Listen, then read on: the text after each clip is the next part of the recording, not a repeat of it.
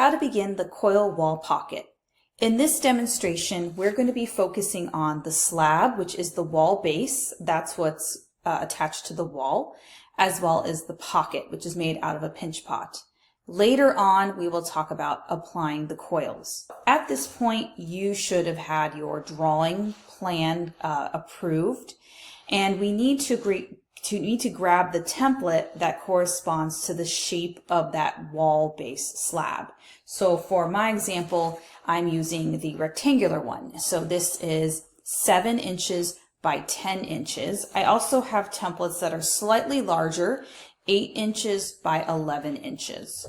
And what you'll need is a slab. Now, when you get your slab, very important that we smooth out your slab with a rubber rib because it has lots of little marks on it. It might have been slightly folded or dented. So we want to make sure you're starting with a really smooth surface. So we're going to take our rubber rib and all you do is just drag it along the surface of the clay and you will see that it starts to appear smooth. Now, very important that we flip your slab over and also smooth the backside because who knows if there's little wrinkles, little indents. And we need to do this every time you have a slab.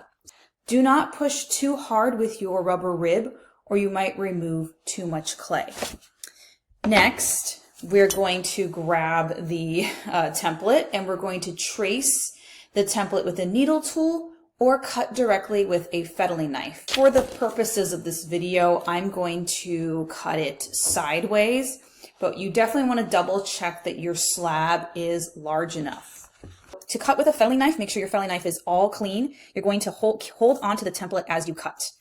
And we just want to make sure our fettling knife is held at a 90-degree angle. 90 degrees means it is straight. And you're just dragging it along the clay surface as if you're cutting a piece of butter. Now, as I'm cutting off each part, I'm going to set this clay aside because I can use it for my coils. Now, if you decide that you want to use a needle tool to trace, you could do that. All you need to do, same thing, is hold your hand onto the template and just trace gently with your needle tool. And as you can see, it does create the lines. Now, that's not cutting.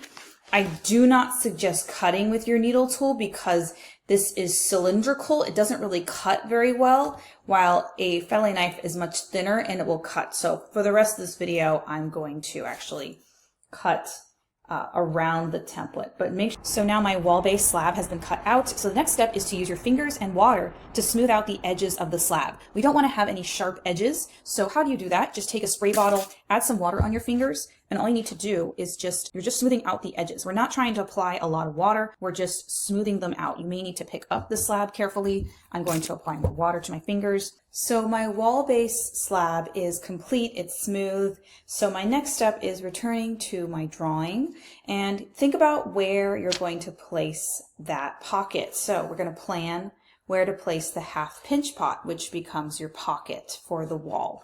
Now we want to have a substantial pocket. We don't want something really small. For this project, your pocket should be about 3 to 4 inches wide. We don't want to take up the entire width, but we don't want to go super small. So you're going to need to grab some clay, make sure your clay is wedged, and you're going to use this to form a pinch pot. I'm going to make a full-size pinch pot. And I have created my pinch pot, and definitely still pay attention to the width, like the overall width of the pinch pot. Pay attention to the thickness of the walls. We still want something that's fairly even though we're not going to use the entire pinch pot for the pocket. And you can check the width just by taking a ruler and measuring the width of the actual pinch pot. So this example here that you see is just about 4 inches in width. So the next step is we're going to take a fettling knife and we're going to actually cut the pinch pot in half. But you want to cut the half slightly wider. So we're not going to cut it right down the middle. We're actually going to cut it in an area where it's a little bit more narrow because we want the pocket to definitely be wide enough. So I will first show you visually. So I don't want to cut it right here down the middle. I want it to be slightly offset, right? So if this is the middle, right? If this is the middle of my pinch pot, I'm actually going to cut it a little bit off center, Like I'm going to just draw a line to show you, right? So I'm actually going to cut along here because this will give me a slightly wider pocket. So I'm going to take my fettling knife, make sure your fettling knife is all clean, and you're going to carefully cut into the pinch pot. I'm just dragging it through the clay. There is my pocket. It's not quite done though. Definitely want to clean it up. If you realize the bottom is still kind of thick, you can still pinch it a little bit more because this is the part that's going to be attached to the wall base slab. Okay, so my next step is applying the pocket to the wall base slab. So again, revisiting your drawing, noticing where you're going to put the pocket. So I'm going to take my pocket and look, I'm looking at my drawing here. I'm going to place it right in the middle. That's what I have planned out. Next step is to trace the outline of the pocket on the wall slab. So what you're going to do is place the pocket where you intend for it to be. You're going to take your needle tool and you're going to carefully just draw around the edge of where the pinch pot pocket actually connects. And as you're doing this, make sure that you are also tracing the inside of the pocket. Okay, so you can see this is my tracing. It looks a little wonky, but it's okay if it doesn't fit exactly the same. But the reason why you did this was just so now when we score and slip, we don't accidentally overscore. So our next step, because we're going to attach the pocket to the wall base, is to actually score and slip both pieces. Remember, we need to score both halves. So after scoring, we're going to apply our slip and then we're going to place it right on the outline that you had drawn. And again, double check, look at it from all different angles. That's what I'm doing right now. So the next step is actually cleaning up the seams here. And there's a couple tools that we can use. We could use a ball stylus tool. Of course, we have our sculpting tools. We have the ribbon tools. Any of these tools work really well. So of course you want to remove any score marks and you want to work on where the seams are blended. So that's what I'm going to do next here. So as you can tell when you're cleaning it up, it's okay if you end up with extra slip because we can actually use that later on. And it's okay if the blending is a little messy along the edges, the outer edges and inner edges, because we're actually going to fill that in. So after you've worked on getting those seams blended, the next step is to reinforce the connections. Now, what do I mean by that? So the connected area is where the pocket is meeting the wall base slab. That connection is actually pretty weak and we need to clean that up. So how you do that is you create very thin coils. We call these reinforcement coils.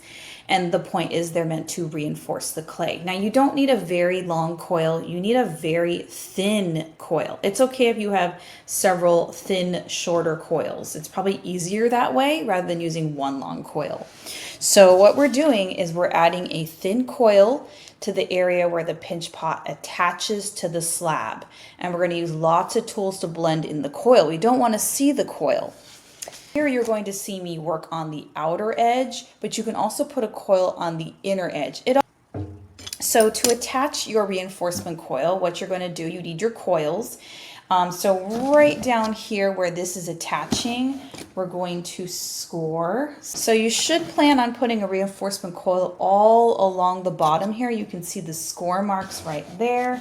And of course, because we're going to be scoring and slipping this clay, we need to score the coils as well. So after you've scored all the attachments, take your slip. I suggest putting the slip just onto the pocket.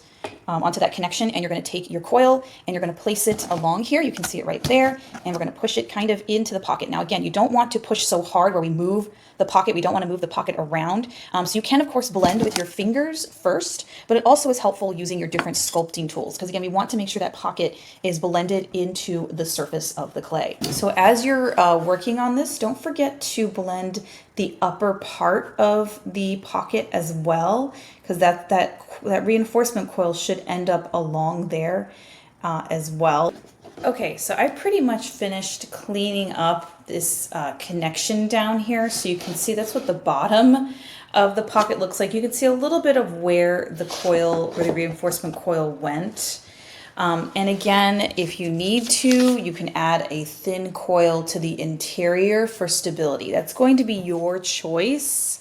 I personally like to because it's just peace of mind. Then I know that this connection here, because this is actually kind of weak still. We want to make sure that part is filled in. So it is a good idea to actually fill it in with a coil, though it is going to be your choice. If you choose to fill in that interior part of the pocket with a reinforcement coil, don't forget to score and slip those attachments. If you choose to do the interior, you can see how I have most of it blended. Be sure to use your hand on the outside to help protect this edge so we don't end up moving the pocket around. You don't want to accidentally slide it off the wall base. Now, if you're still trying to work with your pocket and the pocket just seems a little too soft, you can always put some bundled newspaper inside of there. So as you can see like that is just to help it kind of stay open. All right, so once you're done blending the reinforcement coils where the pocket connects to the wall, double check it. Just notice, do you like the way it looks? Do you like the way it comes out? Because really once you're done with this step, then you're going to be moving on to your coils. So you really want to get your pocket in the shape, in the placement where you want it to be, because once you start the coils, it's kind of hard to remove or to move it around. So when your pinch pot pocket is done, pause to have your work checked.